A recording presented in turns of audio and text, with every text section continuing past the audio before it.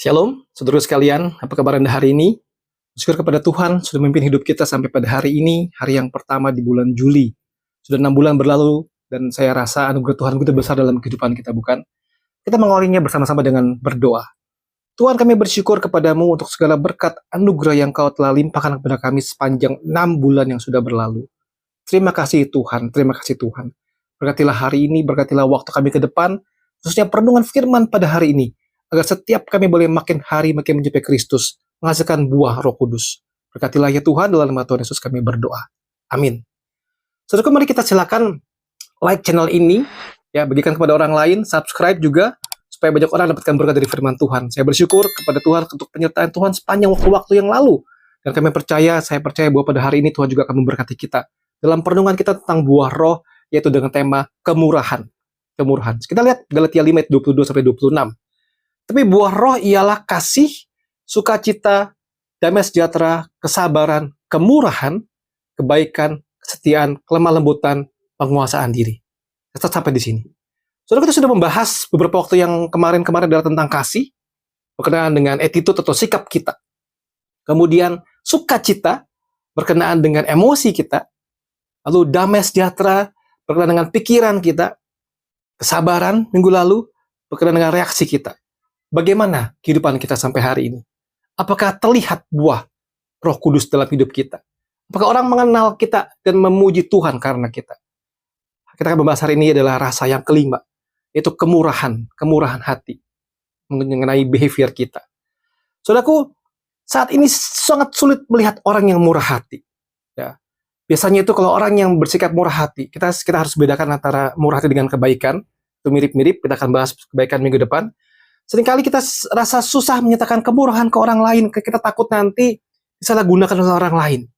Sehingga banyak kali orang mungkin bersikap pelit saja, tidak mau. Ada yang punya dia ya sudah, tidak mau berbagi kepada orang lain. Sehingga sulit sekali memang kalau kita pikir-pikir, kenapa ya kok kemurahan bisa jadi salah satu dari buah Roh Kudus? Saudara, kemurahan hati di sini dalam bahasa Yunani adalah krestotes. Ya. Di situ ada unsur kemurahan hati, kejujuran, kebaikan dari hati dan tindakan, mencakup di dalamnya adalah kasih, dan juga belas kasihan, kemurahan kepada orang lain. Saudara, kita lihat 2 Timotius 1 ayat yang ke-7. Dan kepada kesalehan, kasih akan saudara-saudara, dan kepada kasih akan saudara, kasih akan semua orang. Pasal 3:13, sabarlah kamu seorang terhadap yang lain, dan ampunilah seorang akan yang lain, apabila yang seorang menaruh dendam terhadap yang lain, seperti juga telah mengampuni kamu, perbuat jugalah demikian. Jadi ada unsur di situ, kasih dan juga kesabaran di situ. Saudara, kemurahan secara sederhana adalah humbly giving. Dengan rendah hati memberikan hidup kita, ourselves, dalam kasih, kebaikan hati, kemurahan kepada orang lain, yang orang itu tidak bisa balas kepada kita, yang orang itu tidak layak terima dari kita, yang orang itu bahkan tidak ucapkan terima kasih kepada kita. Ini adalah kemurahan hati yang sesungguhnya. Sulit sekali, bukan? Bagaimana bisa? Bagaimana bisa? Lihat kepada Tuhan. Kita akan melihat Allah dan kemurahan hati. Allah adalah Allah yang penuh dengan kemurahan hati. Keluaran 34 yang ke-6. Jalanlah Tuhan lewat di depannya dan berseru, Tuhan, Tuhan, Allah penyayang dan pengasih, panjang sabar, berlimpah kasihnya dan setianya. Puji Tuhan. Allah penyayang, Allah pengasih, Allah panjang sabar, berlimpah kasihnya dan setianya. Kemurahan hati Allah. Dan kemurahan hati Allah itulah yang menuntun kita untuk datang kepada Tuhan dan bertobat. Roma 2 yang ke-4. Maka engkau menganggap sepi kekayaan kemurahannya, kesabarannya, dan kelapangan hatinya. Jadi engkau tahu bahwa maksud kemurahan Allah ialah menuntun engkau kepada pertobatan? Jelas sekali, dengan kemurahan hati Allah menuntun kita datang kepada Tuhan dan mengalami pertobatan kepada Tuhan. Dan saudara perhatikan aspek yang lainnya adalah kemurahan Allah itu sebetulnya kita tidak layak terima. Kita tidak pantas menerima kemurahan Allah. Efesus 2 ayat 8-9. Sebab karena kasih karunia kamu diselamatkan oleh iman. Itu bukan hasil usahamu, tapi pemberian Allah. Itu bukan hasil pekerjaanmu. Jangan ada orang yang memegahkan diri. Bukan karena usaha kita. Bukan karena kita layak menerima kemurahan Allah. Tidak, itu semata-mata karena anugerah Tuhan. Dan akibatnya adalah apa? Kemurahan Allah itu membuat kita, memotivasi kita juga untuk bersikap bermurah hati kepada orang lain. Lukas 6 ayat 35-36. Tapi kamu kasihlah musuhmu dan berbuatlah baik kepada mereka dan pinjamkan dengan tidak mengharapkan balasan. Maka upahmu akan besar dan kamu akan menjadi anak-anak Allah yang maha tinggi. Sebab ia baik terhadap orang-orang yang tidak tahu berterima kasih dan terhadap orang-orang jahat. Hendaklah kamu murah hati, sama seperti Bapamu adalah murah hati. Menarik sekali saudara dikatakan di sini, berbuatlah baik kepada mereka dan pinjamkan dengan tidak mengharapkan balasan. Inilah kemurahan hati. Bapa kita adalah Bapa yang murah hati, kita dituntut untuk juga menjadi orang yang murah hati.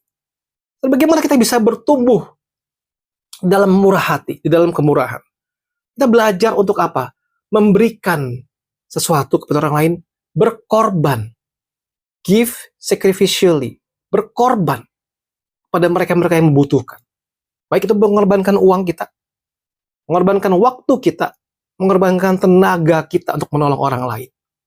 Saudaraku, 2 Korintus 8 ayat 9 berkata begini, karena kamu telah mengenal kasih karunia Tuhan kita Yesus Kristus, bahwa ia yang oleh karena kamu menjadi miskin sekalipun ia kaya, supaya kamu menjadi kaya oleh karena kemiskinannya. Kita belajar untuk mengorbankan sesuatu kepada orang lain yang membutuhkan. Mengorbankan uang kita jikalau kita punya lebih, mengorbankan waktu kita spend bersama mereka, mengorbankan tenaga kita membantu dan menolong mereka. Saudara, tidak usah rumit-rumit saudara. Karena kadang-kadang saudara ya, sometimes ya, hal-hal yang little things, hal-hal kecil pun itu juga berpengaruh sekali. Misalnya begini saudara, berbicaralah, speak a kind word, kata-kata yang baik, yang menyenangkan kepada orang lain, kepada seseorang pada hari ini. Amsal 12:25. Kekhawatiran dalam hati membungkukkan orang, tetapi perkataan yang baik menggembirakan dia. Berkatalah hal yang baik, saudara. Ya, hal yang sederhana sekali, menyapa orang, mengatakan hal yang sederhana sekali. Ya, Mother Teresa ada quote yang bilang begini, kind words can be short and easy to speak, but their echoes are truly endless. Kata-kata yang baik itu mungkin pendek, ya, gampang diucapkan, tetapi gemanya itu bisa tidak berakhir, tidak ada ujungnya. Dari mari kita mulai mengucapkan kata-kata yang baik kepada seseorang pada hari ini. Berikan pujian dengan tulus.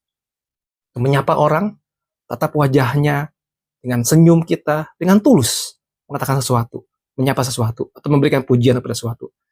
Senyum, membuka pintu, menolong orang lain lebih dahulu. Saudara ingat film zaman dulu adalah judul film Pay It Forward, ya, sebuah program dari sekolah anak itu, kemudian dia ingin memberikan sesuatu kepada orang lain, dia pay it forward, dia lakukan lebih dahulu kepada seseorang supaya nanti beruntun orang lakukan seperti itu, tanpa minta balasan, menolong orang lain.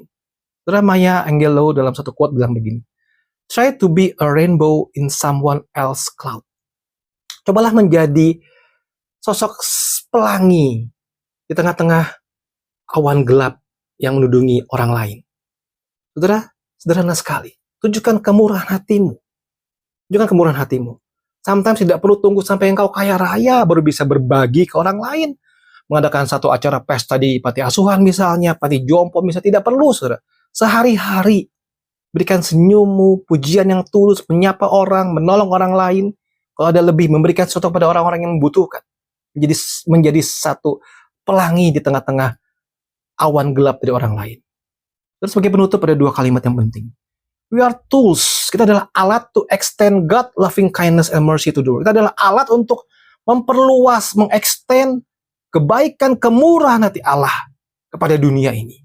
Kita adalah alat, perpanjangan tangan. Kau mengalami kemurahan Tuhan. Tidak salah bagi engkau untuk menjadi perpanjangan tangan kepada orang lain yang membutuhkan. Dan yang kedua, we are to reflect. Kita harus merefleksikan terang Kristus. Contoh teladan dari Kristus.